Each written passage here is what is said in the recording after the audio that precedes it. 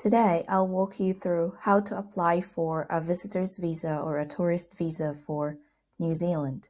First, I came onto this website, immigration.gov.nz. Then I selected fees, decision times, and where to apply. It's over here, the menu, the options on the side. Then scroll down until you get to this box, this black box, where it says select a visa, service, or scheme. You can click on the drop-down menu where it says search up here. You can type the type of visa you're looking for. So say visitor visa. All right. Next comes up with this nationality on passport. So let's say Philippines. Location when you apply. Let's say Philippines again. Then it comes up with region. So where are you applying? In Manila or Cebu, depending on what country you're applying in. Then, of course, it will be your region that comes up. Say Cebu. Preferred method of submission, apply online or on paper. Let's say on paper. How many travelers? One person, two people. Okay, let's just say one person for now. Then we can say view fees and receiving center. So here are the fees.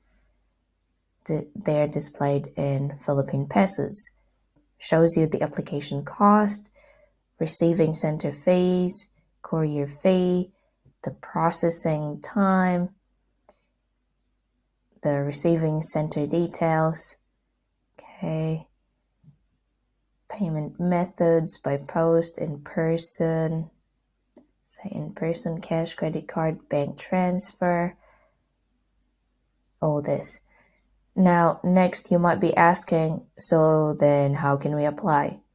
Right, I'll show you that next. Now, if you're applying on paper, then this is the form that you need to fill out. It's called INZ 1017, Visitor Visa Application for a temporary stay in New Zealand. You can, of course, apply online as well, but in my case, I applied on paper and that was pretty straightforward. If you prefer to apply online, then go for it and explore what to do. But anyway, the form shows you what you need to do. It's pretty straightforward, as I've said. So on page 2 shows you the checklist of what you need to submit. So first here, you've got completed signed application form, which is this form. Then appropriate fee and levies, of course. 2 passport-sized color photographs for everyone included in the application. Passport or travel document for everyone included in the application. Medical or chest x-ray certificates if required by Section E. So you can check that. So let's go into Section E to see if you would need to give or provide a medical certificate. Section E. So here we are. If any of the applicants has TB, then yes, they will need to provide a medical certificate or chest x-ray. But somewhere down here, like E7, have you provided a medical certificate and a chest x-ray certificate to Immigration New Zealand with a previous visa application? If yes, then you don't need to provide any.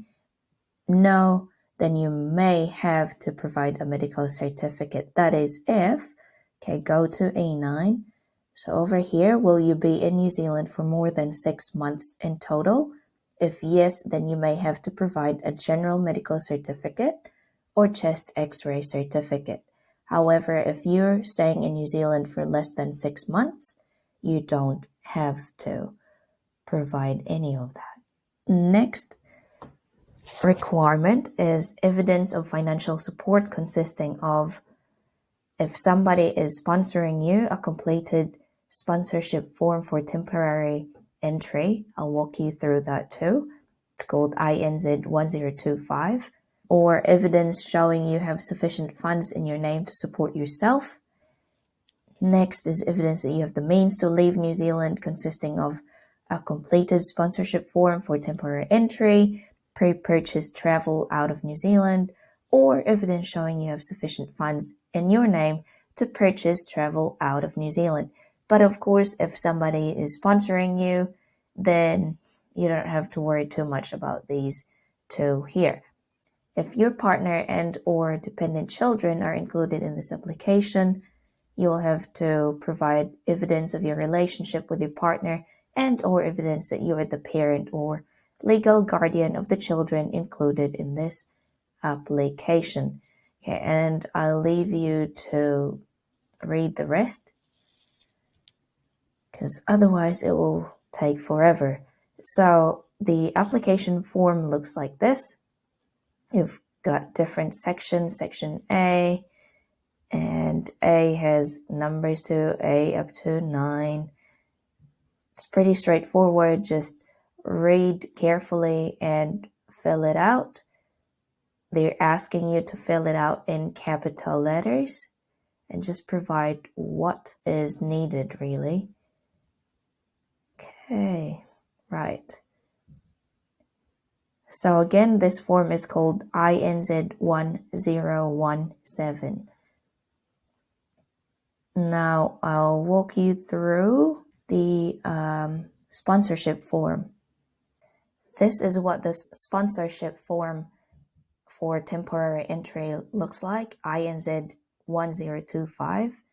And on the first page, it tells you who can be a sponsor, requirements for specific sponsors, and your responsibilities or your sponsor's responsibilities.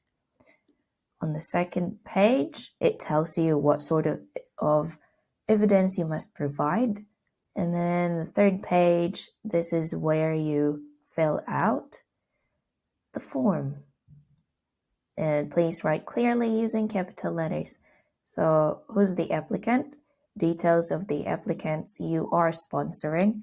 So this is whoever is applying and how many applicants there are. Right, and A2, how long they are applying for a visa to stay in New Zealand. Section B doesn't really apply to you unless you work in a vessel, fishing vessel. Sponsors details for Section C. The sponsor is a natural person. Well, if you're just an individual, an organization if you're an organization, or a government agency if you're a government agency. Sponsorship by a natural person, then provide your name here. And then, of course, you need to provide a bank statement with, of course, some money in your bank. Or if you're working, then you can also provide a pay slip and maybe an IRD statement of some kind. Down here, C8. To sponsor a visitor, you must be a New Zealand citizen or residence class visa holder.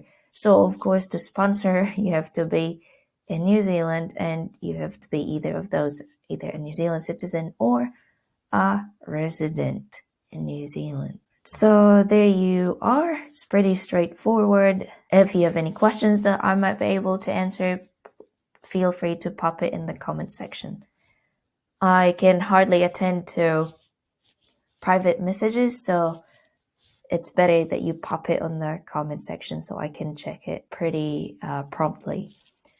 If you find this helpful, please don't forget to subscribe, share, and like too. I'll see you next time.